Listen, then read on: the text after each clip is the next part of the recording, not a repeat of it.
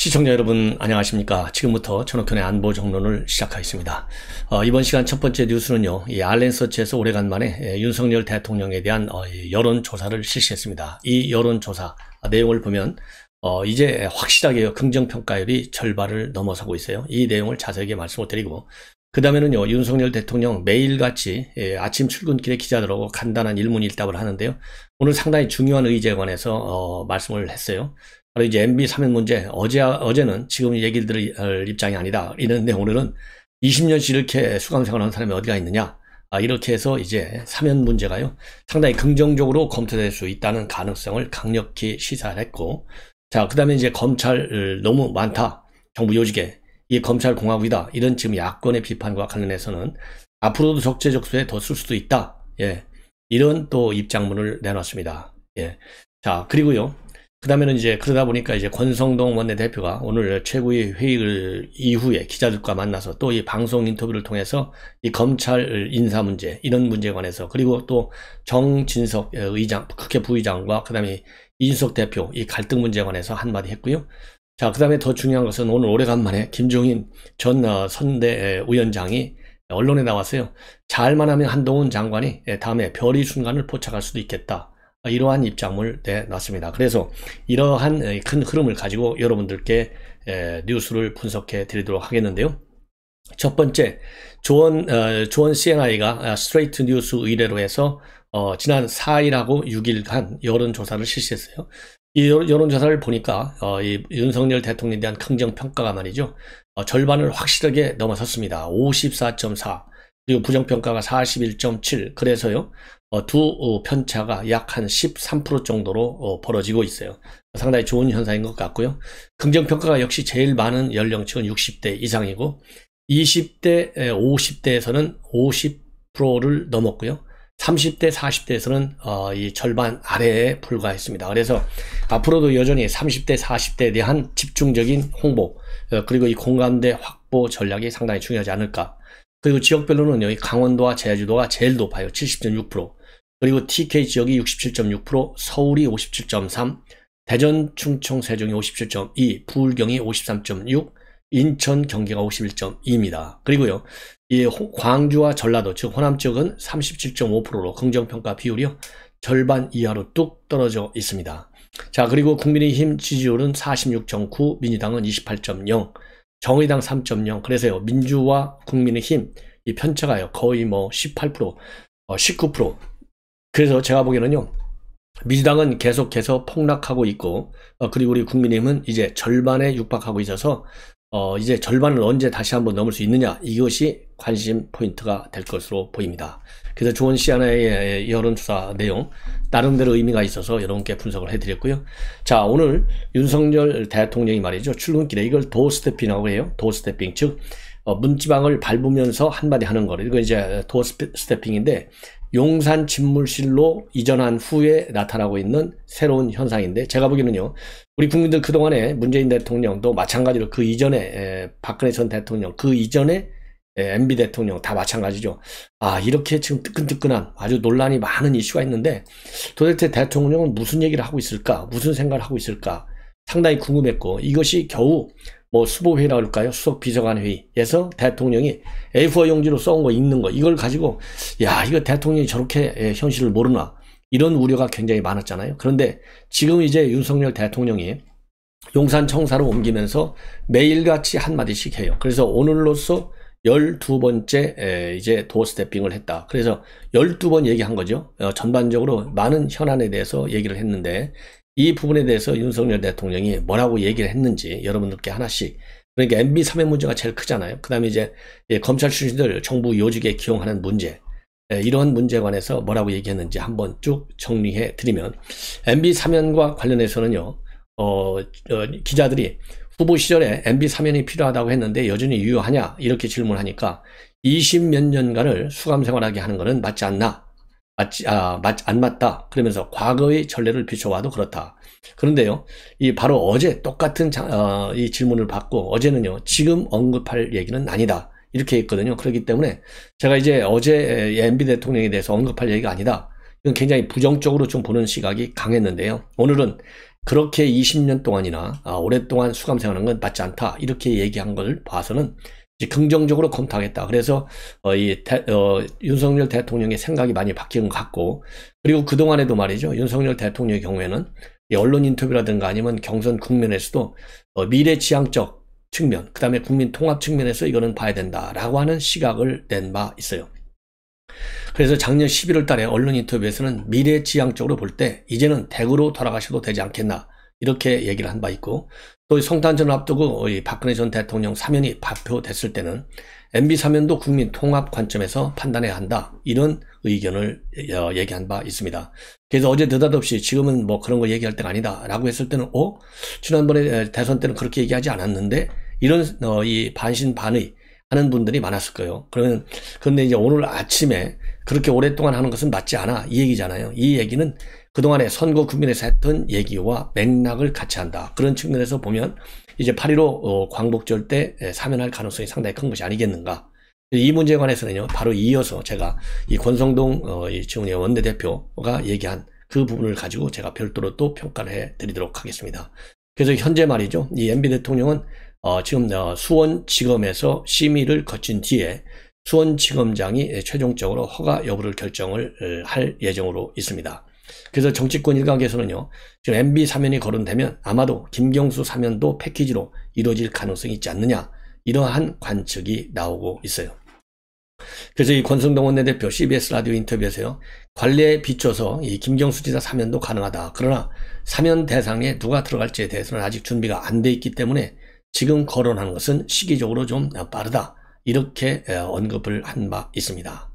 자, 그래서 그리고요, 또 이제 검찰 편중 인사, 이것이 지금 이제 정치권에 굉장히 뜨거운 핫 이슈가 되고 있는데, 지금 야권에서 집중적으로 비판하고 있고 당 내에서 또 언론에서도 이 비판적 시각이 비교적 강한 편입니다.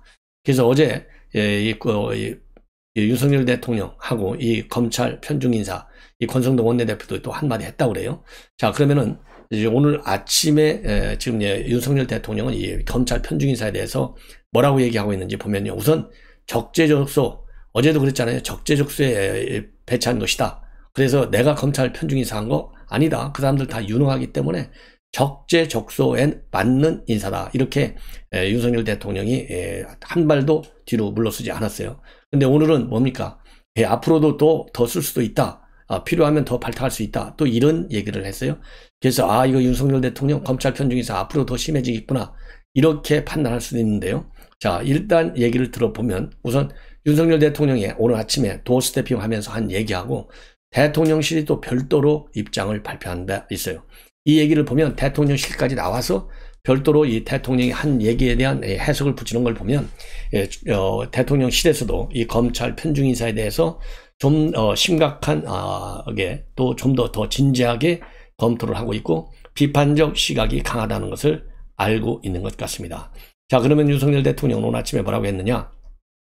권영세 통일부 장관, 원희룡 국토부 장관, 박민식 국가보훈처장, 이런 사람들이 검사를 그만둔 지 20년이 다 되고 국회의원 3, 4선 하고 도지사까지 하신 분들인데 이런 분들을 갖다가 무슨 검사 출신이라고 얘기하는 거, 이거는 어폐가 있지 않냐?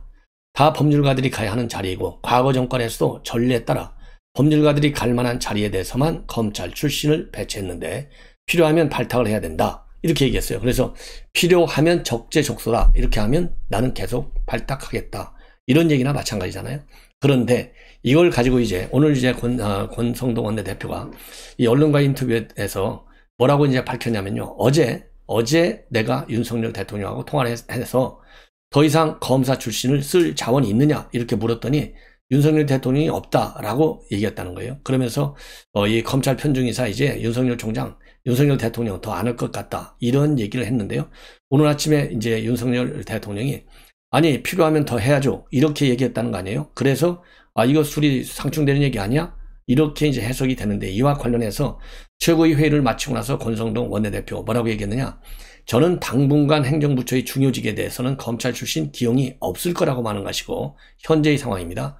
그래서 현재 상태를 얘기한 것이고 대통령은 미래에 인사가 있을 경우에 또 뭐 필요한 사람이 적재적소에 있다면 발탁할 수 있을 것이다. 미래 얘기를 한 것이니까 나하고 그리고 윤석열 대통령하고 의견의 차이가 있는 것 같이 얘기하지 말아 달라. 이러한 입장을 내놨습니다. 자, 그 다음에는요, 이 나토 정상회의와 관련해서 윤석열 대통령 지금 준비하고 있는데 확정하기는 어렵다, 이런 얘기를 했어요. 자, 그런데 이제 위안부 문제에 관해서도 또 질문을 했는데, 과거사 문제에 대해서는 미래 협력 차원에서 한일 간에 원만하게 문제가 풀릴 것으로 예상하고 있다, 이렇게 얘기를 했습니다. 근데 이와 관련해서요, 일본 언론에서는 이미 윤석열 대통령이 나토 정상회의에 간다, 이달 말이거든요. 스페인에서, 마드리드에서. 거기서 가면은 이 한일 간의 정상회담 가능성까지도 있다, 이런 보도를 하고 있어요. 이걸 가지고 이제 오늘 기자들이 질문을 한 거에 대해서 아직 확정은 안 됐다라고 얘기하고 있는데, 제가 보기에는요, 지금 사전 선발 때까지 스페인에 가서 현장 실태를 조사하고 있고, 또 긍정적으로 검토할 필요가 있다, 이렇게 저는 봅니다. 왜냐하면 나토 측에서도요, 이번에 한국, 일본, 그 다음에 뉴질랜드, 호주, 그러니까 이제 쿼드와 관련된 국가들이겠죠. 그리고 이제 미국이 인태 전략을 지금 추진하는 데 있어서 굉장히 중시하는 국가 중에 하나가 바로 호주, 뉴질랜드, 또 인도, 뭐 이런 나라가 아니겠어요? 그래서 이런 나라들 나토 정상회의에서 초대했다라고 하면, 더군다나 지금 우리 윤석열 대통령의 경우에는 지금 국제사회에 빨리 더 선을 보여야 돼요. 직접 본인의 말을 통해서. 그래서 이런 가는 것이, 더군다나 지금 문재인 정권의 5년간의 외교안보 정책의 근본을 이 잘못됐기 때문에 이 실패한 외교를 바로잡기 위해서는 이 대통령이 가능한 빠르게, 그리고 많은 다자 정상회의에 참여하는 것이 저는 굉장히 중요하다, 이렇게 봅니다. 그래서 아직 확정은 안 됐다고 하지만은 긍정적으로 검토를 해야 하는 것이 우리 국익에 맞지 않겠는가, 이런 생각이 들고요. 그리고 취임 한 달인데 이 소감이 어떠냐 물어보니까, 저는 원래 한 달 됐다, 1년 됐다, 이거 소감 없이 살아온 사람이다. 그러면서 시급한 현안이 많으니 열심히 하겠다. 그리고 화물연대 지금 파업 상황이 심각하지 않습니까? 대화로 풀 수 있는 것은 대화로 풀지만은 법을 위반하면서 폭력 행사하는 거, 이거는 우리 국민들이 이 법치국가에서 받아들이기 어렵다. 따라서 법과 원칙에 따른 대응이 기본 입장인 것을 다시 한번 발표했습니다. 자, 그래서요, 이러한 문제에 관해서 특히 이제 화물 파업과 관련해서는 강경한 이 대응, 즉 법과 원칙에 따른 대응이 상당히 기요하지 않을까, 이렇게 판단이 됩니다. 예. 자, 이번에는요, 이제 조금 전에 제가 말씀을 드린 대로, 이 권성동 원내대표, 그야말로 윤핵관 중에서 가장 핵심인 지금 이제 보직을 맡고 있지 않습니까? 원내대표니까. 자, 그러면 이 권성동 원내대표가 이제 오늘 제가 일부 MB 사면이라든가, 그 다음에 검찰 편중인사, 이런 부분에 대해서는 제가 쭉 말씀을 드렸는데, 그 이외에 말이죠. 그 이외에 좀 몇 가지 얘기한 거 있어요. 그래서 그 이외의 사항에 대해서도 한번 추가적으로 보완 말씀을 드리겠습니다. 자, 조금 전에 말씀드린 대로 검찰 인사는 이제 본인은 현재 상태, 그리고 대통령은 미래 상황을 얘기한 것이고, 자, 그리고요, 또 윤 대통령께서는 지금 이제 권성동 원내대표의 발언입니다. 필요하면 검찰 출신을 다시 기용할 수 있다는 말씀을 하셨고, 저는 당분간입니다. 당분간 행정부처 중요 지위에 검찰 출신 기용이 없을 것이라고 말을 했다. 그리고요, 또 혁신의 의제, 공천룰이 포함될지에 관해서는요, 제대로 혁신의가 선거하려면 당내 다수 의견을 집약할 필요가 있다. 이 얘기는요, 이 공천 문제까지는 다루면 이건 안 좋은 것 같아. 속도 조절론을 제기한 것이고, 그리고 그 의제의 공천 룰을 올릴지 말지에 대해서는 폭넓은 의견 수렴이 있어야 한다. 그래서 의원총회 또는 설문조사를 통해서 추가적으로 의견을 수렴하겠다. 그리고요, 혁신위가 어떤 주제를 가지고 논의할 것인가에 대해서는 혁신위 자체가 우리 당내 구성원이나 의원, 당원이나 외부 인사들의 의견을 폭넓게 들어서 본인들이 혁신해야 할 대상을 논의한 것이 좋겠다. 그리고 혁신의 방향 내용에 대해서는 백가쟁명식의 논의가 있었으면 좋겠다. 그래서요, 이 문제는 결국 뭐냐, 혁신의 출범과 관련해서 이준석 대표가, 그리고 이 당 내에서 이 광범위한 의견 수렴은 없이 지나치게 당 대표 의견 중심으로 해서 운영되고 있는 그러한 상황을 좀 우회적으로 비판하는 것이 아닌가, 이런 생각이 들고요.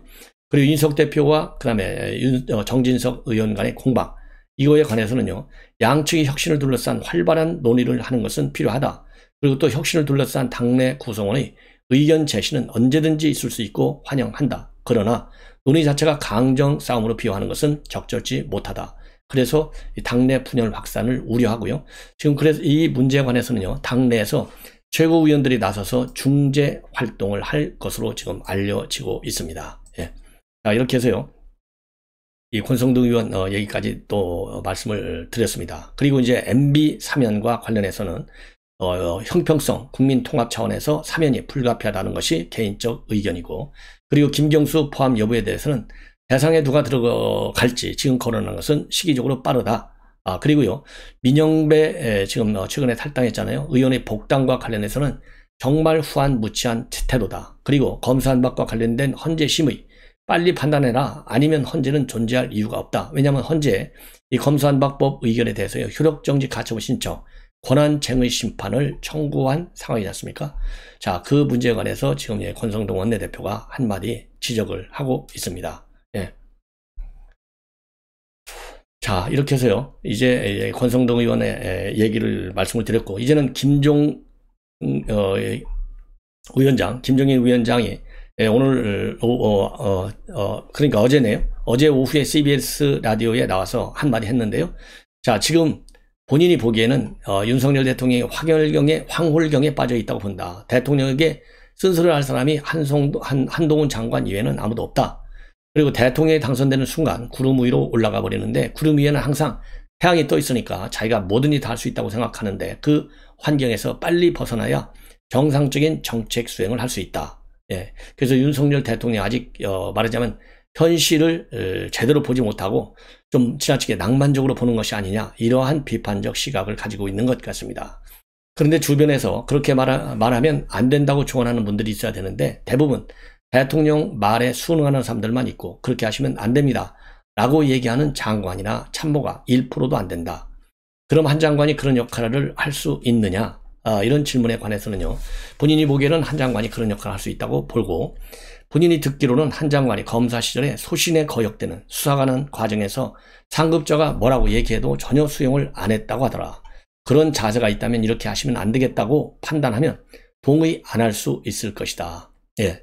그리고요, 한 장관에 대한 팬덤이 형성돼 있고 혹시 나중에 별의 순간이 올 것 같으냐, 이런 질문과 관련해서는요, 한 장관이 앞으로 법무장관 직책을 수행하면서 어떻게 국민 눈에 비치느냐에 따라 본인도 별의 순간도 잡을 수 있다고 본다. 그리고요, 지금 이제 그러기 위해서는 한 장관이 지나치게 검사 생활에 젖었던 걸 너무 강조하지 않아야 하고, 이 정부가 자꾸 정치 상황을 법률잣대로 다루려고 하는데 국민 정서가 받아들이지 않는 걸 법률적으로 괜찮다고 해서 우기면 그 정책과 정부는 성공할 수 없다. 이렇게 비판을 하고 있습니다. 자, 그러면서요, 이 한 장관은 이번 장관 강요될 인물 중에서 가장 신선한 인물인데, 새로운 인물이 한 장관 외에는 별로 없고 나머지는 과거에 우리가 다 경험해 봤던 사람들이다. 40대 장관이 지금 한 사람밖에 없는데, 가급적 우리가 시대적 변화에 정하기 위해서는 70년대 이후 출생자들이 국가를 경영했으면 좋겠다고 이야기한 바 있는데, 그런 측면에서 한 장관이 가장 신선하게 보인다. 이렇게 얘기를 했고요. 자, 오늘로 지금 한 달인데 어떠냐 물어보니까요, 한 달만이라 정부에 대해 평가할 시기가 아니라고 생각하는데, 윤석열 대통령이 국민 통합을 강조하는데 지금까지 여러 인사나 내각 구성 등 모든 것이 그와 같은 목표에 합당한지 생각해 볼 필요가 있다. 그리고 윤 대통령이 문재인 정권 때는 민변만 갖고 많이 했는데 내가 이것을 하는 게 뭐가 나쁘냐, 그러니까 이제 검찰 출신들 편중인사 비판인 거예요. 그러면 다 결국 똑같다는 얘기밖에 달리 설명할 방법이 없는 거 아니냐. 국민의 눈이 그렇게 어둡지 않다는 걸 인식하고 국민 판단이 예리하다는 것을 항상 염두에 두기 바란다. 그리고요, 대통령이 출퇴근하면서 지금 이제 기자들에게 너무 즉흥적으로 대답을 하다 보니까 좀 실수가 있는 것 같고, 좀 다른 표현으로 할 수도 있었을 텐데, 그걸 생각하니 딱 뱉다 보니까 그걸 생각 없이 딱 뱉다 보니까 아주 직설적으로 그런 얘기가 나오니까 국민 정서에 거칠게 보인다. 내가 보기에는 아마 어느 시점이 지나가면 그러한 질의응답 아마 안 할 것 같다. 이러한 시각을 보이고 있습니다. 자, 시청자 여러분, 이렇게 해서요, 오늘 첫 방송은 좀 늦었는데요, 이걸로 마치고 바로 이어서 두 번째 방송을 해드리도록 하겠습니다. 시청자 여러분들께서 많이 시청해 주시면 대단히 고맙겠습니다. 감사합니다.